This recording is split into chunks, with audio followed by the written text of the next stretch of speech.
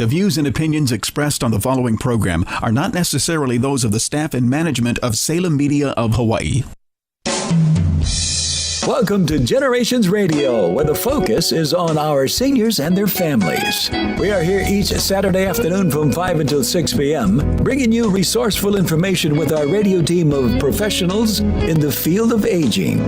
Stay with us for the next 1 hour as we explore different ways to make life more exciting and meaningful for our extraordinary seniors. Right here on AM 690, The Answer. And now, here is our host and the publisher of Generations Magazine, Percy Ihara. And good afternoon. I am not Percy. He's in the mainland. My name is Scott Spallina, but I do write for Generations Magazine. And this is a Generations radio show, which is an offset of Generations Magazine. Percy tries to get everybody that writes for the magazine to come in and do the show. And so I write an article every issue about elder abuse. My name, again, is Scott Spallina with the prosecutor's office, and I'm in charge of the elder abuse unit. And unfortunately, Percy can't be here today. He's on the mainland doing training. He's learning all the tricks, tools, and tactics to help his clients, and he'll be back next week talking about aging in America. But today we have a very special guest. His name is Lieutenant John McCarthy. He's the head of the Financial Crimes Unit at HPD, and whenever I think that I know everything about elder abuse, I go into his office and he makes me realize I know nothing of elder abuse. Good afternoon, John. Good afternoon. Thank you for having me. No, thank you for coming here. Before we get started, let me get out the number here. It is 296-5467. Again, that's 296-KHNR. If you have a question for either myself or John.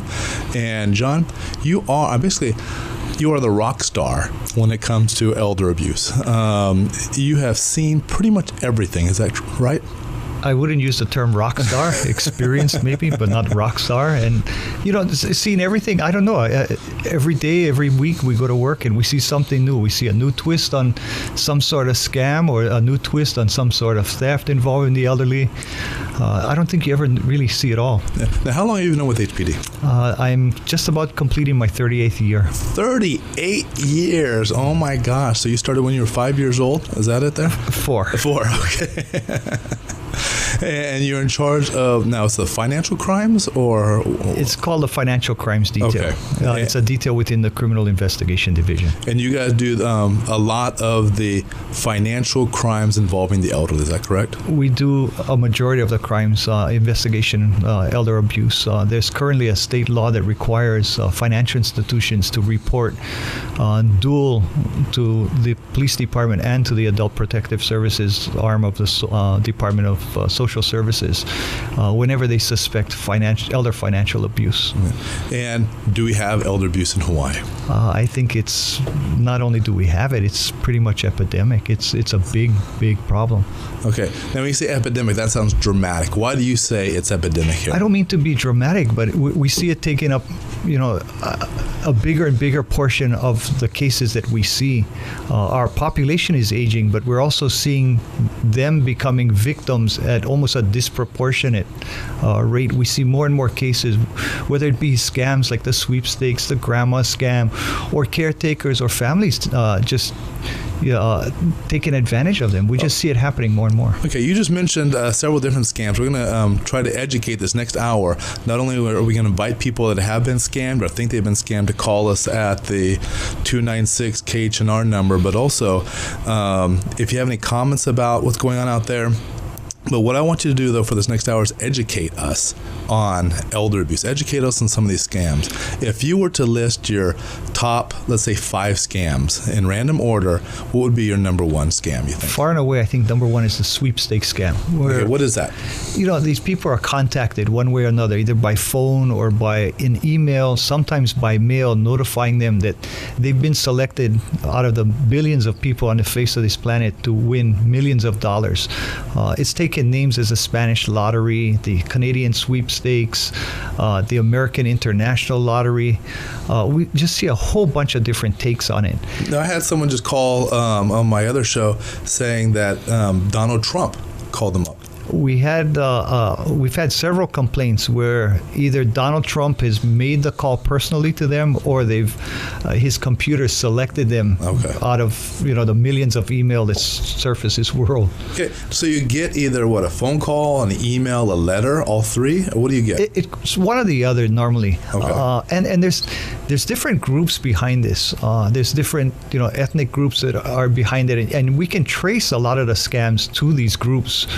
For example, the Green Dot scam is used almost exclusively by the Jamaicans, and the reason they use that is because of their banking system. You can't wire money into Jamaica, you can't mail money into Jamaica, but they can get the green card and use technology to transfer that money into their pockets. Now, how much money are we talking about? Oh, you're easily talking about millions of dollars leaving Hawaii. Even I didn't, with all the experience that I thought I had when I first took over, I never dreamed that it was that much money. The amount of money that leaves Hawaii on these scams are staggering. Well, I don't know if there's a typical victim, but when you get this letter, can't you tell that it's BS? How do you know this is a real letter or not? We've watched the scams, the letters, for example, go from really lousy Xerox copies. They looked horrible to now they're really official looking. And technology has helped play a big role in that. You can buy a software program, print up official looking documents, put seals. We see where they steal the logos from Publishers Clearinghouse or different businesses to put on the award certificate or the newsletter. Okay, so let's say I'm a senior. I get a letter. It says, congratulations, you won $20 million from the Spanish lottery. How does the criminal make money off of me? What they're going to do is now it starts to switch to more of an advance fee type of thing. You've won this money, but you're liable for these taxes and fees, and you've got to pay us first before we can release your winnings. So they'll ask for money up front. Sometimes, like with the mail, they'll include a check. Now that check is actually, on the surface, it's a counterfeit check when you dig into it. But on the surface, it looks real. It's normally printed on the official check stock. It has a company logo. The account number is real. However, it's counterfeit. So after you process it here, it goes back to its original bank. It's returned as being counterfeit. What do you mean processed it here? When you deposit it here, what they normally ask you to do is deposit into your account and withdraw the money. But if it's a fake check, doesn't the bank say, "Oh, hold on here. What are you trying to do? Screw us over or what?" Not necessarily. The bottom numbers on the check, the account number, the bank routing numbers are all real. They belong to a real account. Normally, these accounts are stolen from corporate entities on the mainland. We're seeing some here now where Hawaiian Electric is the victim on that. Their checks are showing up at various states on the mainland in similar schemes where they're told they won the prize and, here's your check, cash it and send it back to us. So you're telling me that these criminals, these scam artists, they send you a check and it's so good that it's fooling the banks? Yes, because the banks don't look necessarily, they look at the payee, it's you, it's your account, then they read the numbers on the bottom. If there's no hold placed on those checks, it'll get by the bank back to the originating bank where now it's detected as fraud. So you go to the bank, you actually get this money, and then how does the criminal, you have the money, so how's the criminal get this? Well, they ask for it. For example, I mentioned the Jamaicans earlier. They'll tell you, they don't normally do the check thing, but they'll have you go buy a green card. When you get the check, what they'll normally do is ask you to convert it into a cashier's check, a money order, or sometimes wire the money, Western Union, using Western Union or MoneyGram, or sometimes we even have directions to put it in the cash into the pages of a magazine and send it to an address. So I'm a senior. I get this lottery winning saying, congratulations, you won $20 million. However, you have to pay some fees, but we're giving you a check to pay these fees. And so you go to the bank, you actually are able to cash this fake check because it's so good as fooling the banks. You have this cash in hand, and then you send it away to the scam artist. Yep, that's pretty much the way it works. Wow. Now, there's a lot of signs early on. One, you're never that lucky. You never entered a sweepstakes. So wouldn't that be like a tip-off to a majority of people saying, hey, wait a minute, I never went to Canada. I never went to Mexico or Australia. How would I know, how did I ever enter this thing? That's right. You never entered it. It's illegal. You can't do that. You're never... any lawful sweepstakes or lottery, they tell you right up front, you're liable for your own taxes and fees. Okay. The other thing, too, is when you get that check, like if it's from the Canadian sweepstakes, Spanish, whatever the logo they're using at that time, if you look at the check, the logo, the account holder is not who it says it is. It's usually, like I said, a corporate entity, a business. Rarely is it an individual. So that's another tip-off. I mean, they're not involved in this. So nowhere on the check would it say for lottery winnings or anything like that? I have never seen one like that, no. Wow. Because that would be a tip-off to the bank. Okay, and then again, we're trying to fool the bank. We're trying to fool the senior. We're trying to fool the bank, and we're going to go ahead. Now, you mentioned something about Green Dot card. You mentioned... Okay, they wire the money, and we've all heard about Western Union and MoneyGram and all that stuff like that. But what's a Green Dot card? It's nothing more than a prepaid Visa or MasterCard you purchase at a retail store. Originally... Okay, actually, I'm going to stop you here. I'm new at this, and I was told we have a break here. So we're going to go ahead on a break right now. We will be right back with Percy Ihara from Generations Radio. If you have any questions or want to be part of our discussion, give us a call at 296-5467. That's 296-5467. This is Generations Radio on AM 690 The Answer. Hello, Frankie B here, your lovely and charming host for the Baby Boomer Show every Saturday from 4 until 5. Be there or I'll come to your house and rearrange your furniture. Join me, will you? Saturday from 4 until 5 right here on AM 690 The Answer. Today, more than ever, we local people are living longer than any other state in the Union, with more seniors, baby boomers, and caregivers. Generations Radio promotes the importance to be proactive as we all age. The radio team will focus on issues facing our seniors and their families, finding resources to navigate healthy aging along with financial, legal, and caregiving information. So join Percy E. Hauer from 5 until 6 each Saturday, right here on AM 690 The Answer.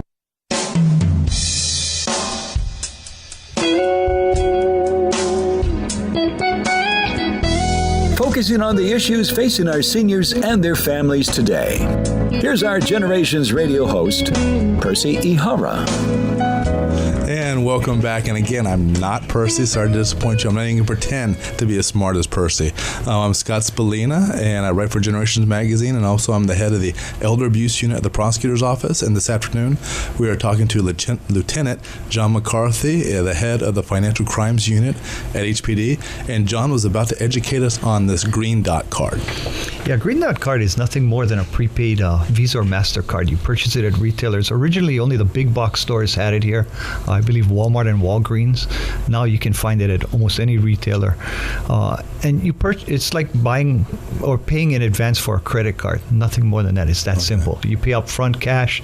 They load the card for you. It's yours, and you use it like a credit card. So basically, I would go into a store like Walgreens, Walmart, wherever. Now it's more than that. Mm-hmm. I would go to the cashier. I'd give them this card, and then I'd give them my credit card information or cash and say, put $500 on this card. It's cash. It's all cash. Okay. So I'd have to have like $200, $300 in cash and say, okay, please put cash on this Green Dot card. Yes. Okay. So I have the Green Dot card. How's that criminal then get the money off that card? Well, what the scam, the way it normally works is once you have the card, they ask you to call them, and then they're going to ask, we want confirmation. Before we deliver the millions you want in your luxury automobile, they'll ask for the 16-digit number on the credit card. Once you give them that number, you've in fact given them the cash on that card. Really? That's all it takes is them just to go online maybe and then just plug in those numbers and they get that money. That's exactly it. You have to go online, register the card. So they register in their name. They put the money where they want or create the card. It's easy to create the card, and then they've got the cash. And so then the senior's out like the $200, $500, whatever like that. That's correct. Okay, but here's the thing though, John, they were offering to win like $20 million, and they're taking a chance of only putting down like $500. Wouldn't you say take the risk, go for it? Like a lot of people say that. I often hear it's greed on the part of the victim. When I deal with these victims, rarely is it greed a factor in this. usually they're trying to do it, especially the elders, they're trying to leave something for their children. They weren't that, some of them might not have been as fruitful as others in saving, but they want to leave a legacy to their children, to their church, to their friends. So they think this is a chance. I finally hit it big. I have this opportunity to do it. And you think that the criminals know like the mindset of their victims? They know what their victims' vulnerabilities are. Like they want to leave a legacy, like you say. They know that maybe they do want to leave behind, a house for their children or be financially stable, and so that's why they're preying on the seniors. These guys are terrific. They're very good at it. They're pros. They're better than anybody I've seen do this, and that's exactly it. We've recorded conversations. They're great at playing to these emotions. That's crazy. Now, so then they get the $200, $500 from the person and then move on to the next victim?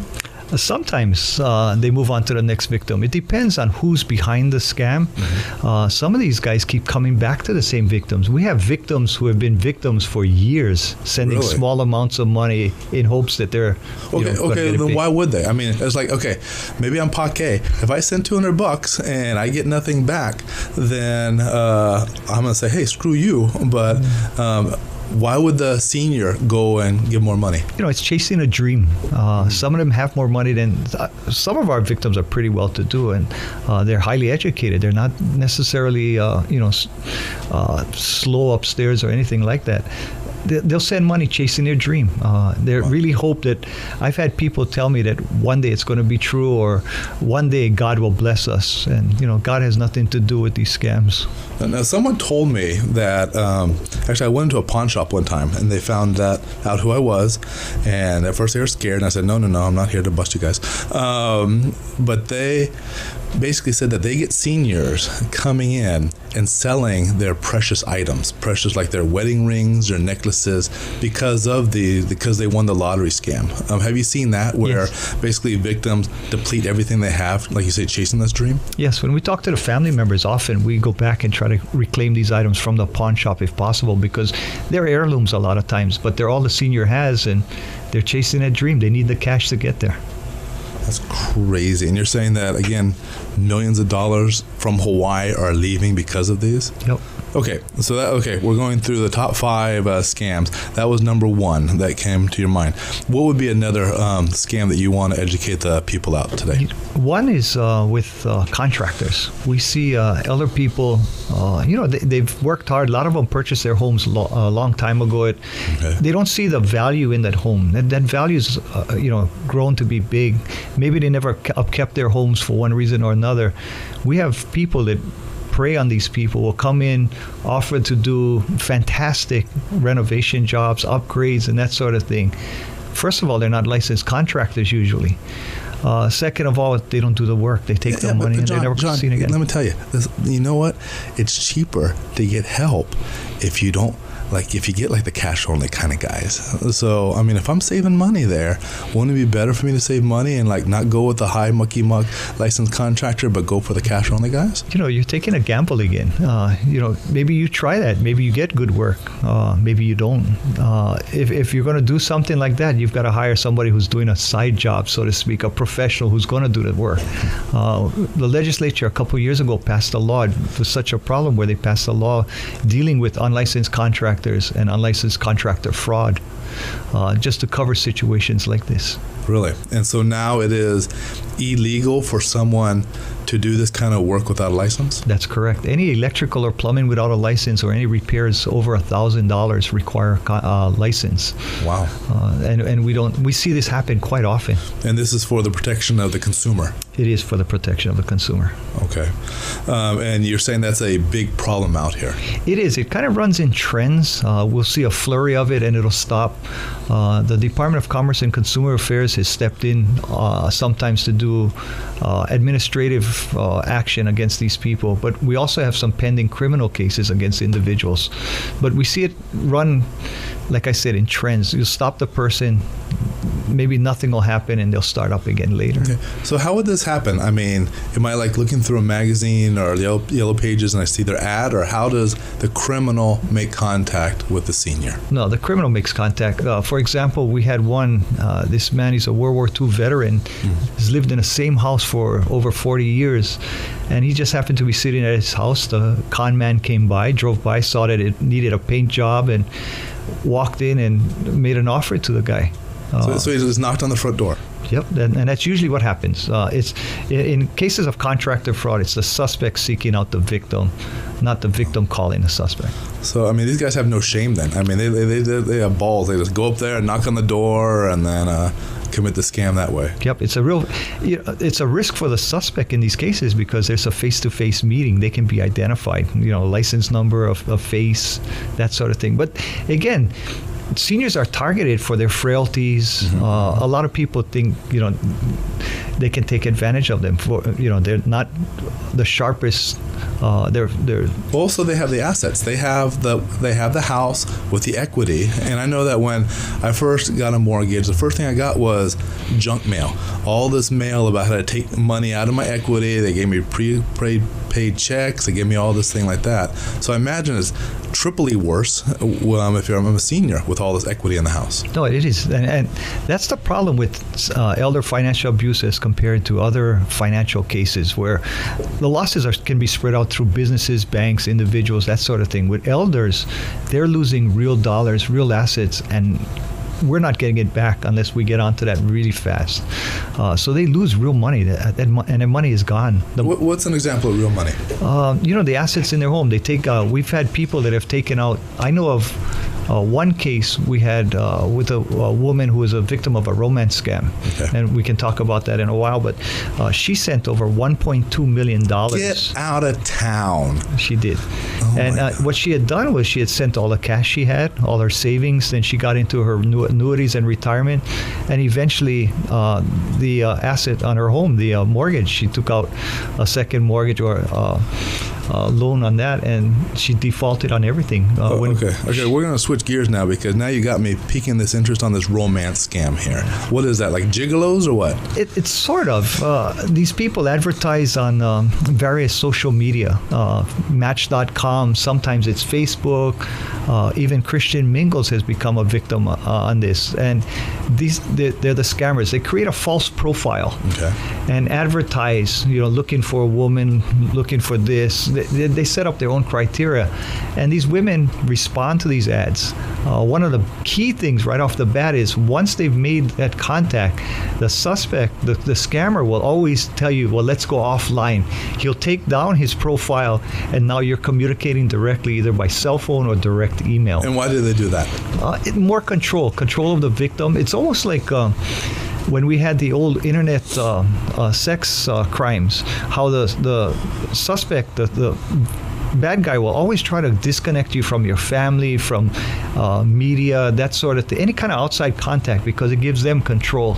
So basically it's like they're isolating. Isolation is the proper term. Okay, isolating, and I've heard the term undue influence in the past as well, where they're trying to create this level of trust in their victims. That's what it is. They're going to create a level of trust between, get you to believe what I want you to believe, but also don't believe your family, don't believe your friends, don't believe the radio, the TV. They're all liars. I'm the only, honest person in the world. Okay, so here I am online looking for love in all the wrong places. I say, oh, he looks so cute and everything like that. I'll go ahead and send him an email or a wink or whatever they do there. He says, hey, baby, let's go offline. Let's get on the telephone. Let's do email. How do they get money from me, the victim? Well, they concoct these different scams. They're always out of the United States. I've heard them being in England working on the Olympics, building luxury condos, to being in Africa at diamond mines, and they sound pretty sexy. I mean, those are some good stories there. Oh yeah, they play to the emotions. I mean, they get these victims and they sucker them in good, and it's not the victim's fault. I mean, the victim is, maybe naive or being honest, and they take advantage of that. They're excellent at it. No, because I thought that they're just be begging for money right off the bat, saying, "Hey, I live under the Nimitz viaduct. Can you send me a couple of bills here?" Not at all. These guys are good. They usually claim to be professionals of some sort. Of course, you always got the sexy jobs, the bartender, the surfer, that sort of thing. Yeah. But they work the money angle into their whatever the scam that they're working. Okay, I noticed when you were mentioning sexy jobs, you didn't mention deputy prosecuting attorney, but we'll skip that one then. Yeah, we will for now. Okay. Okay, so then they convince these people that they're like James Bond Jr. and like build up their expectations. And how do they get the money? Well, then once they lay that groundwork, I'm an engineer, I'm a scientist, I'm a diamond miner. Now I need money to complete the job before I come back to Hawaii and marry you and sweep you off your feet. And because I've earned all this big money that you've given me to invest, now I'm going to come back and we're going to live the dreams of our lifetime and sail off into the sunset. Okay. Well, speaking of sailing off, we have our bottom of the hour break, so we're going to take that right now. We will be right back with Percy Ihara from Generations Radio. If you have any questions or want to be part of our discussion, give us a call at 296-5467. That's 296-5467. This is Generations Radio on AM 690 The Answer. Everyone knows that traffic is a serious problem. But did you know that Hawaii has become one of the most dangerous places in the country to be a pedestrian? Last year alone, 36 people lost their lives while walking on our roadways, and more than a third of those were struck in crosswalks. Hawaii has laws to protect pedestrians in crosswalks, but it's up to everyone who uses our streets, drivers and pedestrians, to understand our shared responsibility for public safety. For drivers, that means observing the speed limit and respecting people's right to cross the street. For pedestrians, it means paying attention to traffic signals and understanding that the right-of-way alone does not guarantee a safe crossing. The need for safer streets has never been greater, especially for our most vulnerable citizens, children, the elderly, and people with disabilities. This message is brought to you by AARP Hawaii, making our community safer for everyone, one step at a time. Today, more than ever, we local people are living longer than any other state in the Union, with more seniors, baby boomers, and caregivers. Generations Radio promotes the importance to be proactive as we all age. The radio team will focus on issues facing our seniors and their families, finding resources to navigate healthy aging along with financial, legal, and caregiving information. So join Percy E. Howard from 5 until 6 each Saturday, right here on AM 690 The Answer. Hands can do incredible things. This is the sound of two hands helping to save a life. It's called hands-only CPR, and it's recommended by the American Heart Association. If an adult suddenly collapses, call 911, then push hard and fast in the center of their chest until help arrives. Hands can do incredible things, but nothing compares to using them to help save a life. For more information on this latest method of CPR, visit handsonlycpr.org today. A message from the American Heart Association and the Ad Council. Hello, Frankie B here, your lovely and charming host for the Baby Boomer Show every Saturday from 4 until 5. Be there, or I'll come to your house and rearrange your furniture. Join me, will you? Saturday from 4 until 5, right here on AM 690, The Answer.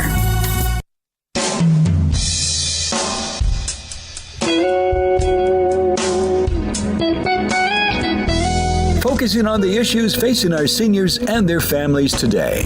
Here's our Generations Radio host, Percy Ihara. And I am not Percy. I'm sexier. My voice is sexier than Percy's. I am Scott Spallina from the Office of the Prosecuting Attorney, and Percy actually is in San Diego. He's learning the latest in his field, and he'll be talking to you guys about that next week when he talks about aging in America. Today we have a very special very special guest, Lieutenant John McCarthy from HPD's Financial Crimes Unit, and I'm going to take us back to we were just talking about the romance scams. This woman lost, you said, over $1 million. We know of at least one victim that lost $1.2 million to be exact. Oh my gosh! Now, is this something that they're willing to report right away? No, a lot of these scams, particularly the romance scam, but a lot of these scams, people are reluctant to report, especially with our ethnic background, our diversity here. Culturally, it's not something, you're shamed when you finally find out you've been taken. So, and there is no shame in it. I mean, you basically are the victim of a crime. These guys are good. They just one-upped you. But I mean, it's like they're losing so much money. If like the cable company overbills me a couple of dollars, I'm on the phone complaining. Okay, I'm with you, yeah. But we're talking about hundreds of thousands of dollars these people are getting ripped off on. Yeah, I tell you, the dollar amount is staggering. Like I said earlier, when I first came in, I thought I had seen it all or seen a lot of it, and now actually being in charge of the unit and seeing the majority of these cases coming in, the volume, the dollar loss is just staggering. It's the worst part about it, I guess the way we look at it is it's preventable. A lot of it could have been prevented through education, knowledge, family intervention. Sometimes the government's got to intervene. Okay. And that's one reason that we have you here, just to raise awareness, talk about prevention tips. And I'm going to go ahead then and jump to the next scam. Actually, I saw you on television, much more handsomer in real life than on TV. But you were on TV the other night for granny scams, or what was that? It's a grandma scam, and we hadn't seen it for quite a while. It came for a while. It was very popular. Grandmothers or grandfathers would get phone calls from someone pretending to be their grandchild, saying normally that they had been arrested or they were in a car accident and they needed money to get out of jail or to take care of a problem they were in. The reason for the TV interview the other night is this whole scam took a new twist, where you got a call, and grandparents, they love their grandchildren. They want to take care. So in the heat of the moment, you send the money and worry about what happened later because you want to take care of the problem. Later on, they realize they find their grandchild someplace and say, I'm safe. Well, as a parent, that would probably be the phone call I would dread the most. Sure. Is someone claiming to be a doctor saying, we have your child in the hospital, or we have, and they got into an accident, we need you to give us money right away to sew back on their leg or whatever like that. Mm-hmm. So that would be, and I agree with you in that in the light of day when we're both conversing, that might sound ridiculous and might sound ridiculous to our callers, but imagine if it was their child or their grandchild that they thought was terribly injured, you would, I think, act quicker than you would verify. Well, again, the scammers are really good. They don't claim to be the doctor, and they downplay the situation a little bit. It's serious. They were in an accident. They were hurt, but they're all right, but they need money.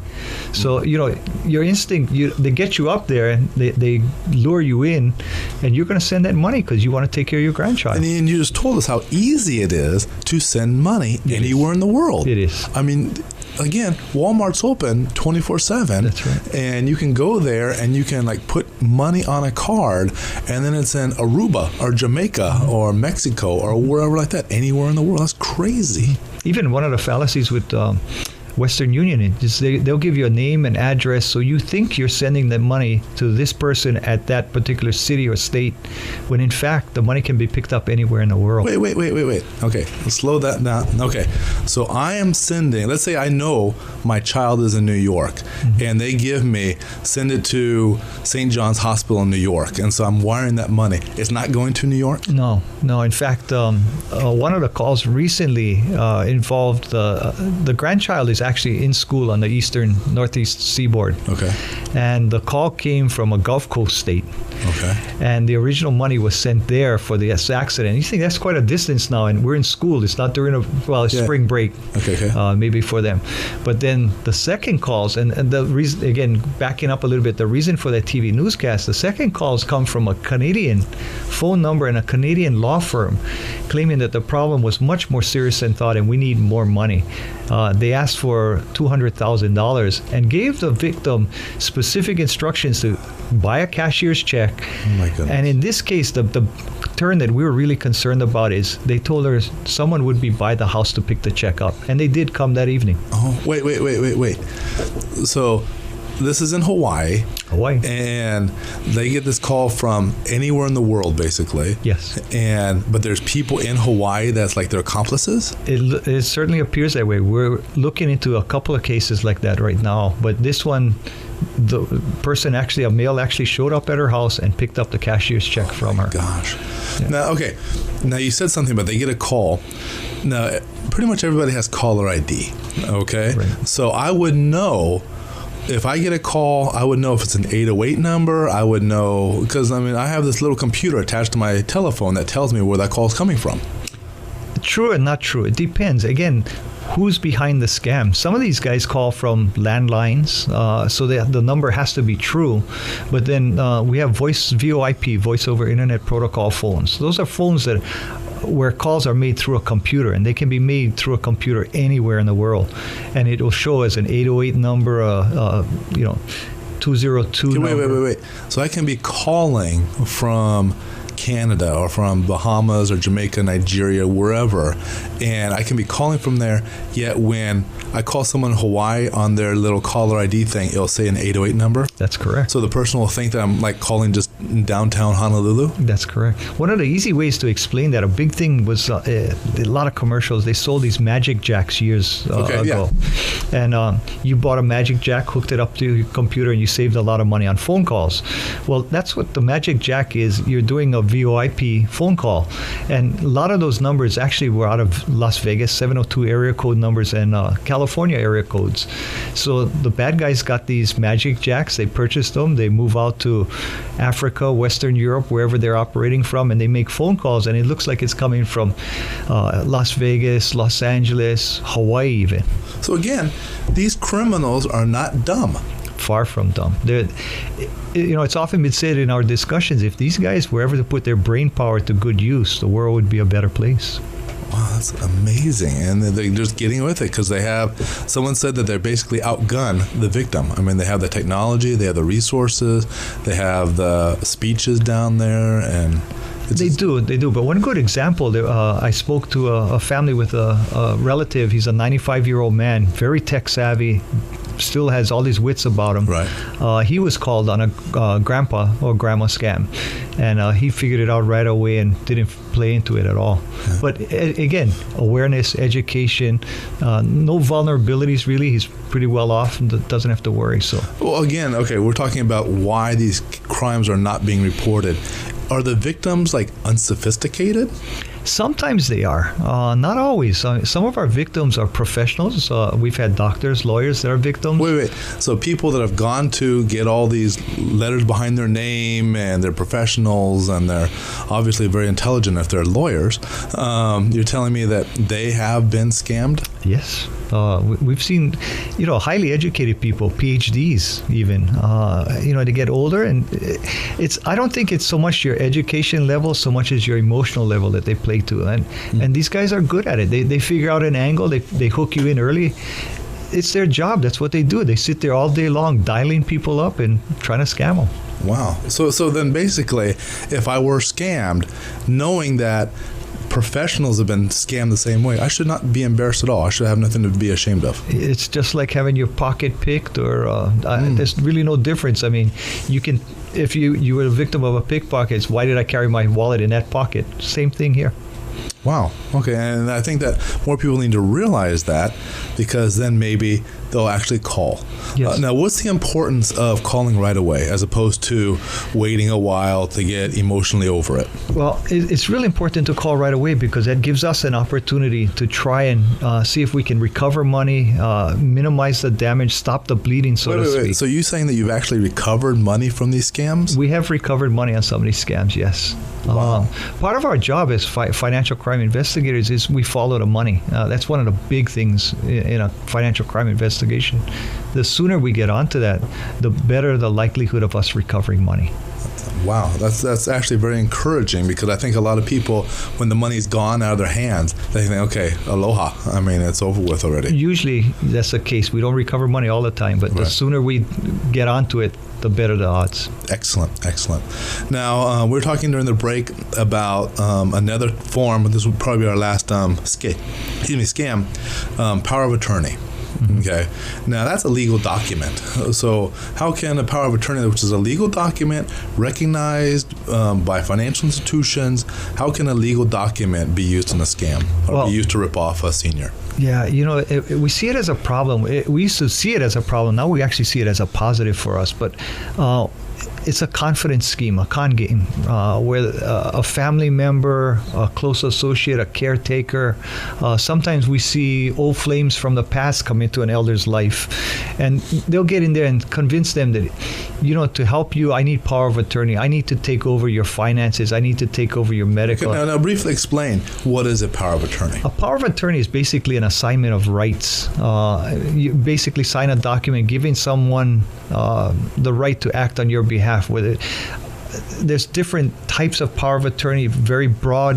They can take care of everything, very specific, meaning only finances, only medical chores. So it sounds like a legal permission slip to where you're able to, like, with this power of attorney legal permission slip, I'm allowed to, let's say, go to the bank and take money from that account. I'm allowed to perhaps sell someone's car without their permission with this thing. Well, not quite that way. Legal permission is a great way, but that doesn't give you the right to go and do what you want or to use the money, that person's money.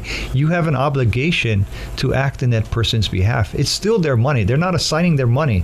They're assigning rights to act on their behalf. And that's the key, on their behalf. Okay, so basically it's a tool that can be misused. That's not, I wouldn't say misused, I'd say abused. It's a tool of the crime. Okay, give us an example, if you can, of when someone has misused or abused a power of attorney. Well, we've had cases where, like I said, family members or caretakers come in. They become, there was a trial last year where a caretaker was introduced to the elder. Within weeks, she had power of attorney, was doing banking, and she eventually took all of the victim's money, sold the victim's house, and deposited the money into her account. You're saying sold the victim's house with just this power of attorney? Using a power of attorney, but also convincing the elder to sign that it's something that's needed to be done. Now, are power of attorneys easy to get? Extremely easy to get. You can download them from the internet. You can go see an attorney. You can write one up and have it notarized. So it sounds like you don't even need an attorney then. You really don't. Wow. Okay. Now we're all going to be Googling power of attorney forms when we get home. That's just crazy. And I hear that there's such things like mobile notaries, and so they'll actually come to the bedside, come to hospice, and notarize these things on people's deathbeds. Remember, the notary is doing nothing more than witnessing the signatures, not the content or making it legal. So, but that notary stamp makes it seem much more official. Now you brought up something with respect to this abuse that the prior abuses more sound like strangers taking advantage of the seniors. When you're going to power of attorney, are we talking about families taking advantage of? We see families, we see caretakers. I've seen people that haven't been in the elder's life for years, decades, suddenly pops back in, and they take advantage of the situation. Now, is this common that family is ripping off from family? Sometimes, I wouldn't say it's common that it's family from family. I think it's more a caretaker thing than it is family. But a lot of times when it's family, it's a divisive thing. One side of the family will take advantage while kind of cutting out the other side. Wow. And so I can only assume that there's probably a lot of back and forth, brothers accusing sisters of stuff like that. But this must be very difficult for a victim to come forward and say, hey, I was taken advantage of by my child. A lot of times the victim is convinced that one side or the other is wrong, so they never come forward. We find these cases out either through the side of the family that's not happy with what's going on, or through the financial institution or medical professional. Wow, that's crazy. Okay, we're going to come back to that, but right now we're going to take our last break of the hour. You're listening to Generations Radio Show. Percy Ihara from Generations Radio. If you have any questions or want to be part of our discussion, give us a call at 296-5467. That's 296-5467. This is Generations Radio on AM 690 The Answer. Every Everyone knows that traffic is a serious problem. But did you know that Hawaii has become one of the most dangerous places in the country to be a pedestrian? Last year alone, 36 people lost their lives while walking on our roadways, and more than a third of those were struck in crosswalks. Hawaii has laws to protect pedestrians in crosswalks, but it's up to everyone who uses our streets, drivers and pedestrians, to understand our shared responsibility for public safety. For drivers, that means observing the speed limit and respecting people's right to cross the street. For pedestrians, it means paying attention to traffic signals and understanding that the right-of-way alone does not guarantee a safe crossing. The need for safer streets has never been greater, especially for our most vulnerable citizens, children, the elderly, and people with disabilities. This message is brought to you by AARP Hawaii, making our community safer for everyone, one step at a time. Today, more than ever, we local people are living longer than any other state in the Union, with more seniors, baby boomers, and caregivers. Generations Radio promotes the importance to be proactive as we all age. The radio team will focus on issues facing our seniors and their families, finding resources to navigate healthy aging along with financial, legal, and caregiving information. So join Percy E. Howard from 5 until 6 each Saturday, right here on AM 690, The Answer. Hands can do incredible things. This is the sound of two hands helping to save a life. It's called hands-only CPR, and it's recommended by the American Heart Association. If an adult suddenly collapses, call 911, then push hard and fast in the center of their chest until help arrives. Hands can do incredible things, but nothing compares to using them to help save a life. For more information on this latest method of CPR, visit handsonlycpr.org today. A message from the American Heart Association and the Ad Council. Hello, Frankie B. here, your lovely and charming host for the Baby Boomer Show every Saturday from 4 until 5. Be there, or I'll come to your house and rearrange your furniture. Join me, will you? Saturday from 4 until 5, right here on AM 690, The Answer.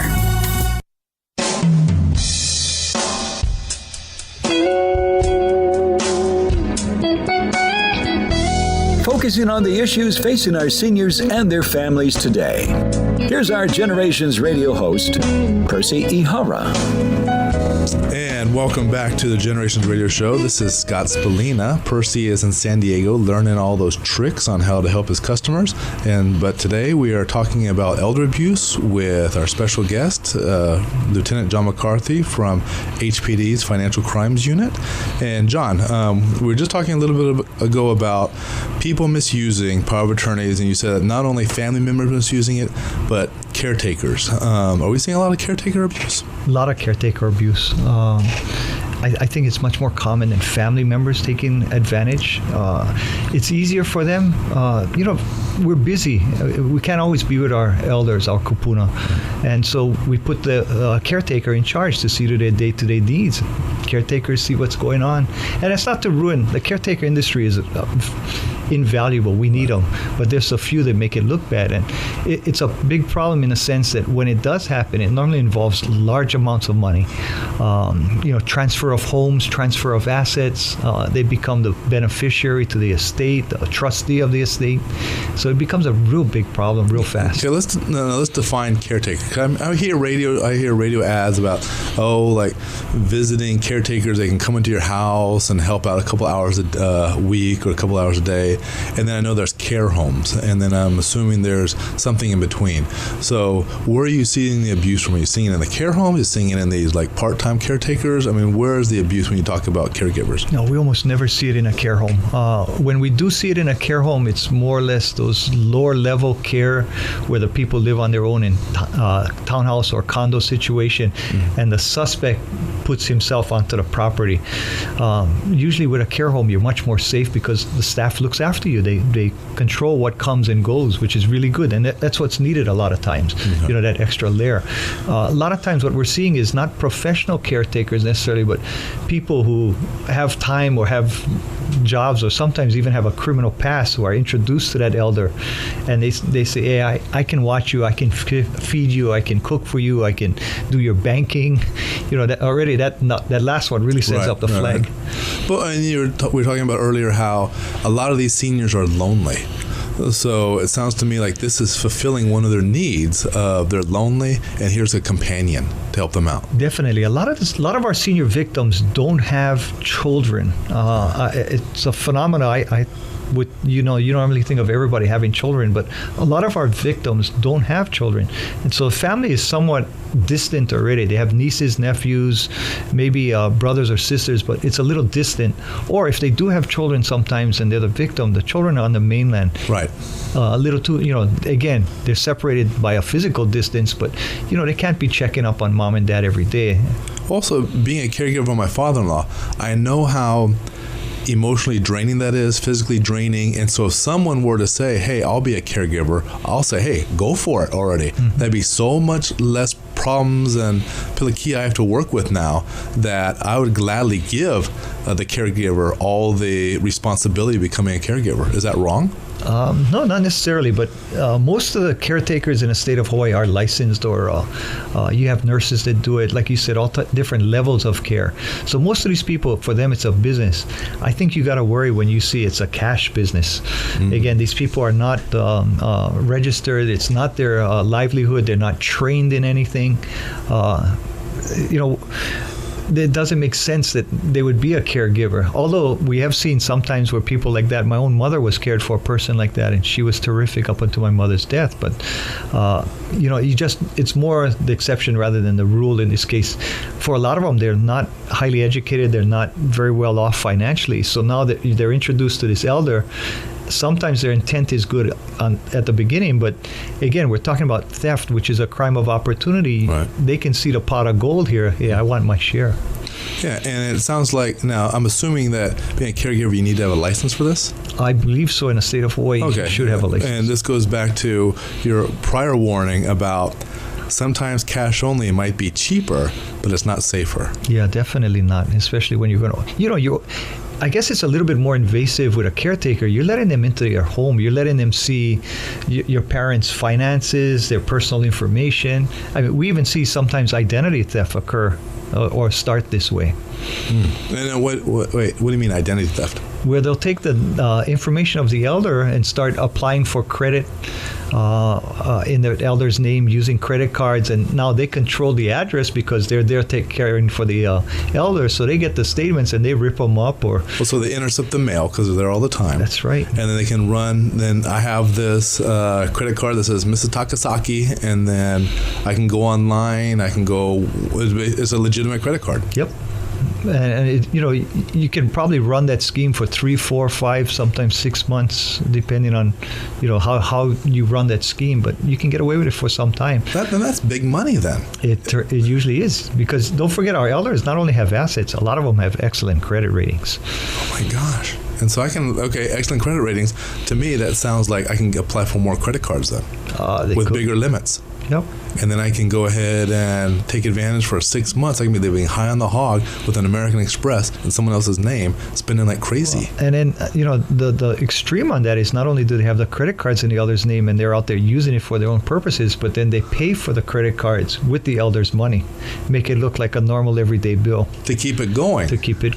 Oh my goodness. But they're also, susceptible to forgeries. I had one case where elder husband and wife both got sick for a period of time. The caretaker started slipping checks out of their checkbook and cashing those checks. By the time we caught it, actually their son caught it. And when he caught it and turned it over to us, it was 56 checks later. And how much money are we talking about, 56 checks? That was about $30,000 roughly. What the woman was doing was actually making her car payments for the most part with that money. Okay. We've covered a lot of information. We're winding up at the top of the hour. Tell us, what do seniors need to know so that your job is easier? I mean, you've been in the office for now, almost close to 100 years. I'm sure someday you'll want to retire. In order for you to solve this problem before you retire, what do seniors need to do? They have to be aware, and it's we have an obligation to our kapuna. We have to watch out for them. Whether you work in a bank, you work in a doctor's office, even you're walking down the street. We've had people actually on the streets that have detected this kind of financial elder abuse. But you've got to be aware. The family has to be aware. I think a relationship between the family or close friends or a caretaker, if they don't have one, family, needs to be there. I think that's the key right there. And knowing technology, the phones, that you're not going to win the $1 million. You got to stay on top of things. I think that's the key. That's the number one key. Then you mentioned earlier about if it's too good to be true, it's too good to be true. What do you mean by that? Well, it's like a dream. Nobody's going to drop $1 million in your pocket. It's too good to be true. We dream about those things. They don't become reality.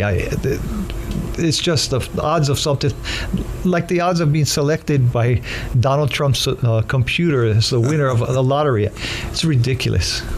Okay. And that's probably the reason why you want to, if you're a son or daughter and you care for your family, that you want to keep that lines of communication open then. Yeah, you really do. And, you should know what your elders' wishes and intents are. Okay. John, thank you. I know you're very busy. You work 24/7. How do I know that? Because you call me 24/7. John and I have worked together for many, many years, and I appreciate him coming down today. FYI, for those of you that want to hear the show again, it is going to be archived on the Generations 808 website. Again, that's Generations 808.